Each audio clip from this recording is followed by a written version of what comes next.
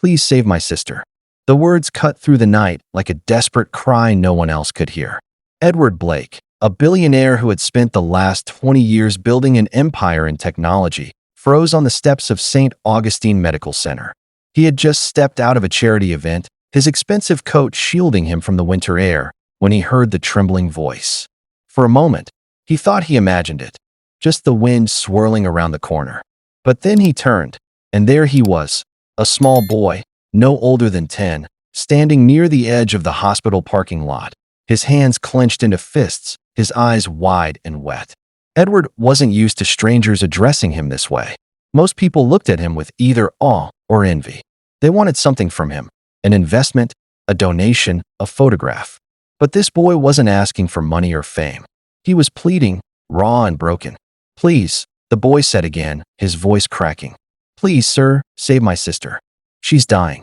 Something in the way he said it, the way his body shook as if the words themselves carried all the weight of the world, made Edward's carefully built walls tremble. He could have ignored him. He could have turned, slipped into his black limousine waiting by the curb, and continued with his perfect life. But Edward's feet wouldn't move. His heart wouldn't let him. He walked closer. "What's your name, son?" Edward asked, his voice softer than he intended. "Marcus," the boy said, looking up at him with a mix of fear and hope. "Marcus Johnson. My sister's inside. The doctors, they said we can't pay. They won't help her unless, he swallowed hard, his chest rising and falling quickly. "Unless we got the money. But we don't. Please. She's only 7. She's all I got." Edward felt a chill crawl deeper than the cold air could reach. He had heard these kinds of stories before. He funded charities, medical wings, and scholarships. He knew the numbers, the statistics. But standing in front of this trembling boy, it wasn't about numbers anymore. It was about Marcus. It was about his sister. "What's wrong with her?" Edward asked. "She can't breathe right," Marcus said quickly, stumbling over his words. "She's got this sickness. They put her in one of those machines. Mama's been crying all day. The doctors keep saying they need money for the treatment. But Mama works 2 jobs. She don't got nothing left." His voice cracked again, and he wiped his sleeve across his face. "If she dies, I ain't got nobody. Please, mister, you look like you can help." Edward's throat tightened. For the first time in years, he felt powerless. Not because he lacked the resources. He could buy the whole hospital if he wanted. But because of the rawness of the moment. A child was begging him, not as a billionaire, not as some untouchable figure, but as a man. He glanced at the hospital entrance. He could still hear the faint laughter of executives and donors from the charity gala inside, the clinking of glasses, the hollow speeches about making a difference. And here, outside those polished walls, a boy was fighting for his sister's life with nothing but his voice. "Take me to her," Edward said firmly. Marcus blinked, as if he couldn't believe the man had agreed. Then, without a word, he grabbed Edward's hand and pulled him inside. The hospital corridors smelled of antiseptic and exhaustion. Nurses hurried past, doctors checked charts, families whispered prayers. Edward had walked these halls before, usually with cameras following him, smiling for photo ops. But this time was different. There were no cameras, no flashing lights, just Marcus tugging him along with urgency. They reached a small room at the far end of the pediatric wing.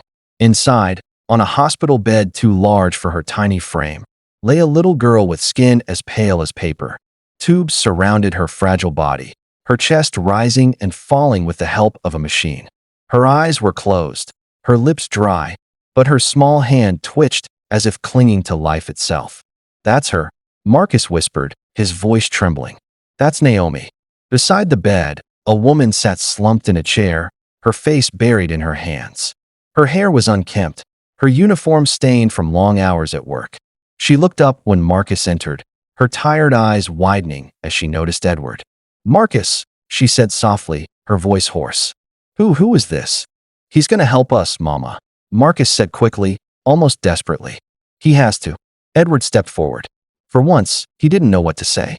All his business deals, his boardroom negotiations, his speeches, none of them had prepared him for this moment. He cleared his throat gently. "Ma'am, my name is Edward Blake. Your son stopped me outside. He told me about your daughter. What's happening here?" The woman hesitated, her body tense as if she was too tired to hope again. "Finally," she said, They said Naomi needs an operation. Without it, she won't make it. But it's expensive. Too expensive. I've begged them to give me more time, but her voice broke.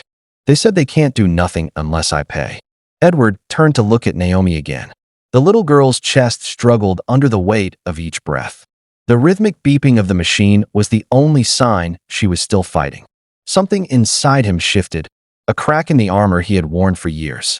He looked back at Marcus, who stood with his fists clenched, staring at his sister as if sheer willpower could keep her alive. Edward inhaled deeply, his decision already made. She's not going to die. Not if I can help it. The mother's eyes widened, and Marcus gasped. For the first time that night, a flicker of light returned to his face. But Edward had no idea that helping this little girl would lead him down a path that would change not just their lives, but his own, forever. Edward had signed countless contracts in his life, but when he spoke those words, "She's not going to die," he felt like he had just made the most important promise he would ever keep. The boy, Marcus, clung to him as if he were some kind of lifeline, and Edward realized that in this moment, he was. The child's wide eyes carried all the hope of someone too young to understand the cruelty of the world, but old enough to know how easily it could take away everything he loved. The mother, whose name he soon learned was Angela, stood up slowly. She looked weary, but also suspicious, like she had learned never to trust miracles because they never came without a price. "Mister, I don't know who you are or what you're planning, but we don't need pity.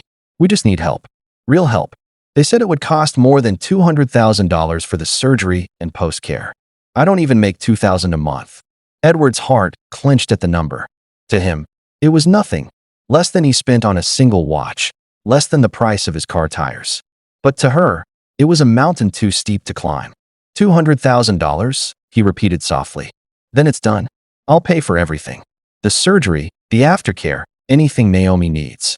Money isn't an issue." Angela's lips parted, disbelief flashing in her eyes. You'll pay? Just like that?" "Yes," Edward said firmly. "No child should be denied life because of a number on a piece of paper. I'll make the arrangements right now." Marcus's face lit up with joy, but Angela still looked hesitant, as though she couldn't believe anyone would offer such a gift without strings attached. "Why?" she asked quietly. "Why would you do this for us? You don't even know us." Edward paused. It was a fair question. He could have said it was charity, that it was good publicity, but the truth was far simpler and far heavier. "Because your son asked me, and because I have the power to make a difference, and I'd never forgive myself if I walked away and let her die." Angela's eyes filled with tears. She tried to blink away, but one slipped down her cheek. For the first time, she didn't argue. She just nodded, whispering, "Thank you." Edward immediately pulled out his phone and called the hospital's chief administrator. His voice was sharp and commanding, the voice of a man used to being obeyed. Within minutes, everything was set in motion. The best surgeons, the fastest approvals, no questions asked. Money could indeed move mountains, and tonight, Edward was determined to move them all. As Naomi was prepped for surgery, Marcus never let go of her hand. He whispered to her softly, promising she'd be okay, that she'd wake up and come home again. Edward stood silently in the corner, watching the boy's fierce love for his sister. Something stirred deep inside him, something he hadn't felt in years, memories of his own childhood, memories he had buried.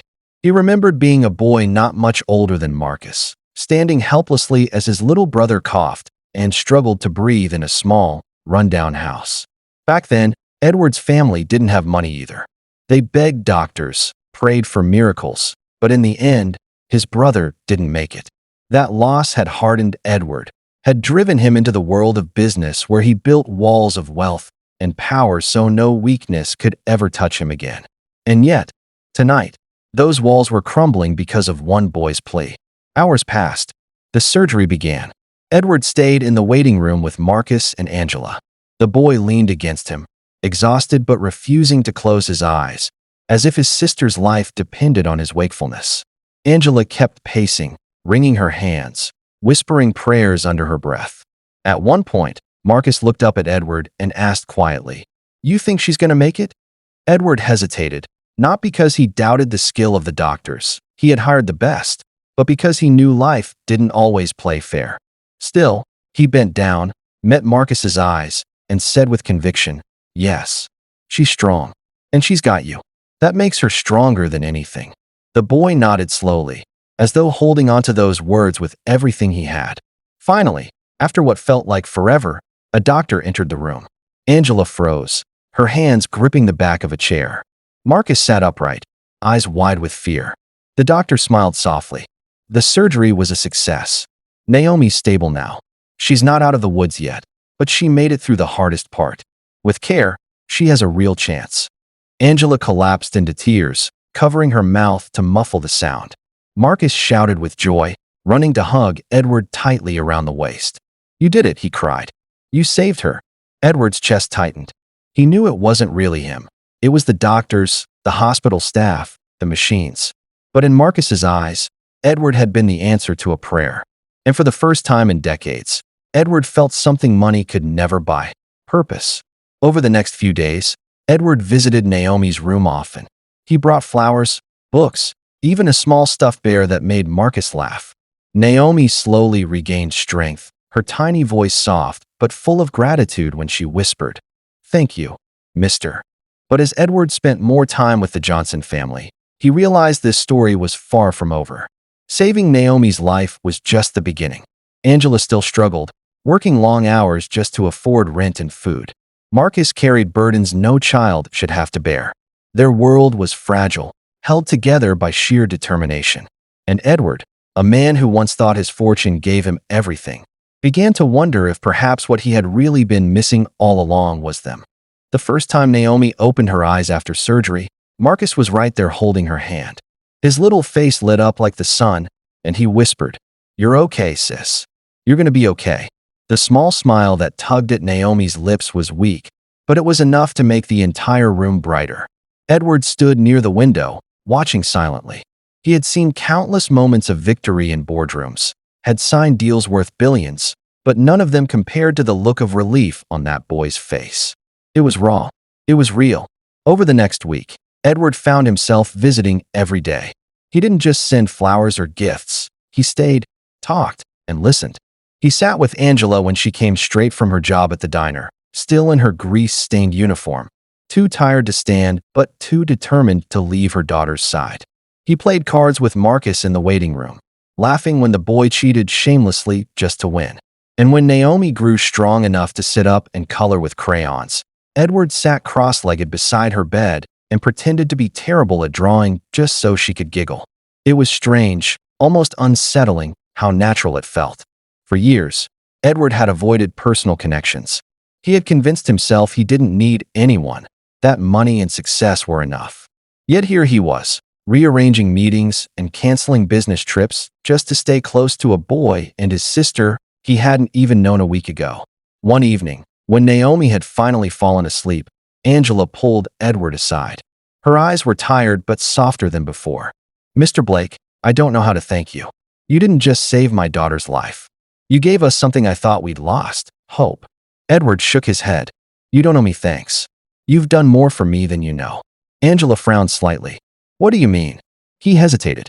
It wasn't easy for him to talk about the past, but for some reason, standing there in that dimly lit hospital corridor, he wanted her to understand. "When I was young, I lost my brother. He had trouble breathing too. We didn't have the money, and the doctors wouldn't help. I swore I'd never be powerless again. That's why I built what I built. But no matter how much I achieved, I could never bring him back. Watching Marcus fight for his sister, it reminded me of myself. Only this time, I had the power to change the ending." Angela's eyes softened even more. She reached out and touched his arm gently. "Then maybe this was meant to happen. Maybe you were supposed to be here." Edward didn't reply, but her words stayed with him long after he left that night. Days turned into weeks, and Naomi's strength grew steadily. The doctors marveled at her progress, saying she was a fighter. Marcus rarely left her side, proudly showing her the stuffed bear Edward had bought, which Naomi had named Mr. Blake, much to everyone's amusement. One afternoon, Edward arrived at the hospital to find Marcus waiting for him outside the room. The boy looked serious, almost grown up. "Can I talk to you, mister?" "Of course," Edward said, kneeling so they were eye to eye. "What's on your mind?" Marcus took a deep breath. "I just wanted to say thank you, not just for helping Naomi, but for being here, for not leaving us. Lots of people walk away when things get hard. But you didn't. You stayed. That means a lot. Edward felt his chest tighten again. How could a child understand so much about life already? He placed a hand on Marcus's shoulder. You're a brave boy, Marcus.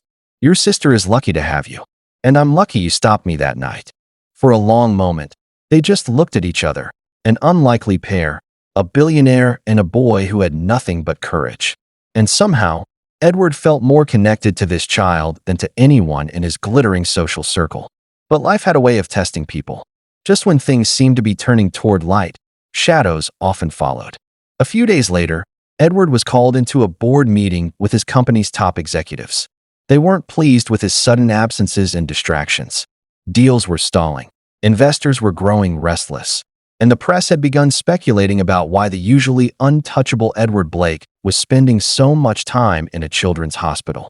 Edward, one of his executives said coldly, "Your image is everything. If word gets out that you're throwing money around for some random family, people will question your judgment. We have shareholders to answer to. You need to let this go." Edward leaned back in his chair, his jaw tightening. Let this go? A little girl's life was on the line. If that makes shareholders uncomfortable, maybe I don't care what they think. The room fell silent. He could feel their judgment pressing down on him. But for the first time, he didn't care. The old Edward would have worried about profits, headlines, and stock prices. But now, none of it seemed as important as Naomi's smile or Marcus's laughter. That night, when he returned to the hospital, Marcus ran up to him as usual, grinning ear to ear. Naomi walked a few steps today. The doctors say she's getting stronger. Edward lifted the boy into a hug without thinking, spinning him around as Marcus squealed with joy. And in that moment, he knew. He didn't care what his board thought. He didn't care what the world thought. All that mattered was this family. But deep down, he also knew this wasn't just about paying medical bills anymore. Angela, Marcus, and Naomi needed more than money. They needed stability. They needed someone to stand beside them long after the hospital visits ended. And Edward Blake, the man who thought he had everything, was starting to realize he might need them just as much. Naomi's recovery became the center of Edward's world.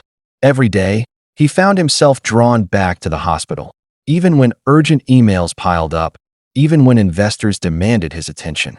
The more time he spent with Marcus, Naomi, and Angela, the more he felt something shifting inside him. His life, once a carefully polished routine of boardrooms, luxury, and isolation, now felt incomplete without the laughter of a little girl coloring pictures, or the sound of Marcus bragging about how he'd beat Edward at cards again. Angela noticed it too. One evening, as Edward helped carry a bag of groceries she had brought for Marcus, she looked at him with a mixture of gratitude and curiosity. "Mr. Blake, I don't mean to pry, but why do you keep coming back? You've done more than enough already." Most people would have walked away. Edward hesitated, searching for words. "Because I want to. Because being here feels right." Angela studied him for a long moment, then smiled softly. "Well, for what it's worth, we're glad you stayed." For Edward, those words meant more than any award or headline he had ever earned. When Naomi was finally discharged, the hospital room that had become their second home suddenly felt empty. Marcus danced around the hallway, excited to finally take his sister home, while Angela signed the release papers with trembling hands. She still couldn't believe they were walking out together, all three of them. Edward insisted on driving them home in his limousine. Marcus's jaw dropped when he climbed inside, bouncing on the leather seats like it was some kind of amusement park ride. Naomi giggled softly, clutching her stuffed bear, while Angela sat stiffly, clearly uncomfortable in such luxury. Their home was small, a cramped apartment on the far side of the city. The building was old, with cracked walls and flickering lights in the hallway. Inside, the furniture was worn, the kitchen barely large enough for two people to stand in. But it was clean, and there was warmth in the air that no mansion Edward had ever owned could match. Marcus proudly showed him the corner of the living room where he and Naomi had built a fort out of blankets and pillows. "This is where we sleep when Mama has to work late," Marcus explained, as though it were the greatest adventure. Edward smiled, but his chest tightened. These children deserved more than this. More space, more comfort, more security. He didn't say it out loud, but he made a quiet promise to himself. He wouldn't let them struggle like this forever. That night, as Angela prepared dinner, Simple pasta with whatever she could afford. Edward offered to help. She laughed softly at the sight of a billionaire clumsily chopping vegetables. But for the first time, she also looked at him not as some untouchable figure, but as a man. "Marcus," Angela called when dinner was ready. "Say grace." The boy clasped his hands together, eyes squeezed shut. "Thank you, God, for the food. Thank you for helping Naomi get better. And thank you for sending Mr. Blake." "Amen." Edward's throat tightened as everyone echoed, "Amen." He had been thanked in magazines, on stages, even in front of world leaders, but nothing had ever struck him like those simple words from a child. After dinner, Edward lingered as long as he could, but eventually, he had to leave. As he stepped out into the cold night, Angela followed him to the door. "You've given us more than we could ever repay," she said quietly. "I don't know why you chose to help us, but thank you. Truly." Edward looked at her for a long moment, then said softly, "Maybe because I needed this as much as you did." The weeks that followed were a delicate balance. Edward returned to work, but something had changed in him. Board meetings felt emptier, luxury dinners tasteless. He still ran his empire, but every free moment, he found himself at Angela's apartment, helping Marcus with homework, playing games with Naomi, or simply sitting at the kitchen table with Angela, talking about life. But not everyone approved. One evening, Edward's closest advisor confronted him. "Edward, this obsession with that family, it's dangerous. The media is starting to notice. They're asking why one of the richest men in the country is spending time in a rundown neighborhood with strangers. It could ruin your reputation." Edward's patience snapped. "Reputation? Do you think I care about what gossip columns say? That family is real. They matter. More than all this nonsense." His advisor shook his head in disbelief. "You're risking everything for them." Edward stared back coldly. "No, I'm finally finding everything because of them." The argument only deepened Edward's resolve. For so long, he had lived in a world of money and power, but it had left him hollow. Marcus, Naomi, and Angela had shown him something he hadn't felt since childhood: family. One rainy evening, Angela broke down in tears at the kitchen table, bills spread out before her. "I can't do this anymore," she whispered. "Even with Naomi better, it's too much. Rent, food, school, it's never enough." Edward reached across the table and gently covered her hands with his. "You don't have to do this alone anymore." Angela looked up, her eyes red. "What are you saying?" "I'm saying I want to help. Not just with bills. With everything. I want to make sure you never have to choose between feeding your kids and paying rent again. Let me give you a new start. A real home. A chance for Naomi and Marcus to have the childhood they deserve." Angela shook her head, overwhelmed. "That's too much. I can't accept." "You already accepted me into your lives," Edward interrupted softly. "Let me do this. Not as a billionaire. As a friend. Maybe even as family." Angela's lips trembled, torn between pride and relief. She had spent her whole life fighting to survive on her own. But looking at Edward, at the man who had not only saved her daughter's life but stayed long after, she realized he wasn't offering pity. He was offering something far deeper. And though she didn't say it out loud yet, deep down, Angela knew her family's story had changed forever. Angela didn't sleep much that night. Edward's words replayed in her mind like a song she couldn't turn off. Family. He had said the word with a weight that shook her. She'd spent years believing she had to stand on her own, that help would never come unless she bled for it. But this man, this billionaire who could have walked away, was offering more than money. He was offering himself. The next morning, Edward returned early, carrying bags of groceries and even a new backpack for Marcus. The boy's face lit up as he dug through the items like it was Christmas morning. "Look, Mama. He even got me pencils and notebooks. I won't have to borrow from school anymore." Angela's heart softened at the sight. For Marcus, these were treasures. For Edward, they were nothing. And yet he gave them with such quiet sincerity that it didn't feel like charity. It felt like care. Naomi, now stronger, toddled into the kitchen wearing a pink sweater too big for her, clutching her bear. She beamed at Edward and said in her small, raspy voice, "Hi, Mr. Blake."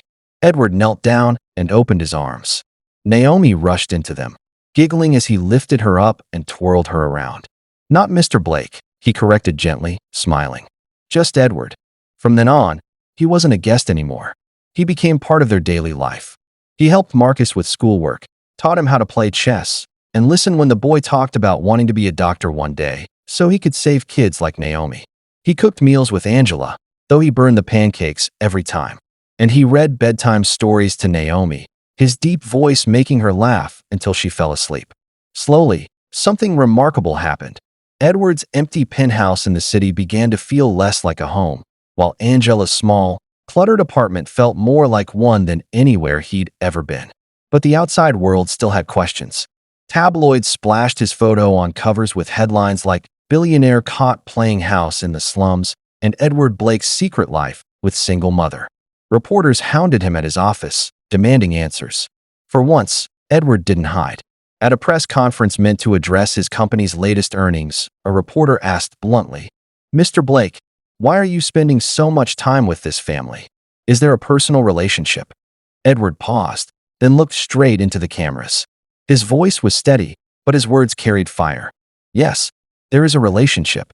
A boy named Marcus asked me to save his sister's life. I had the means, and I did. But what I didn't expect was that they would save me, too. For years, I thought money was everything. I thought success meant standing alone. But this family showed me the truth. Life isn't about wealth. It's about connection, love, and responsibility. And I will never apologize for choosing them." The room erupted in murmurs, cameras flashing wildly. But Edward didn't flinch.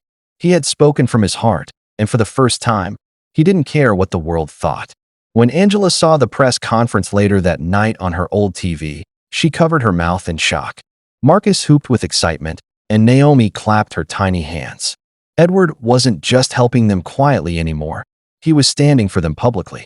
Weeks later, Edward invited them to see a new house he had purchased in a quiet, safe neighborhood. It was spacious, but not overwhelming, with a backyard where Marcus could play and Naomi could grow without fear. Angela hesitated at the doorway, tears in her eyes. "Edward, this is too much. I can't accept." But Edward placed a gentle hand on her shoulder. "You're not accepting charity. You're accepting me. This is where you belong. Where we all belong." Marcus ran through the halls, shouting about which room would be his. Naomi toddled after him, laughing. Angela stood frozen, her heart caught between pride and gratitude. And then Edward reached for her hand, not as a savior, not as a billionaire, but as a man who had finally found his place. In the months that followed, their lives transformed. Naomi thrived, growing stronger every day. Marcus flourished in school with Edward's guidance, dreaming bigger than ever before.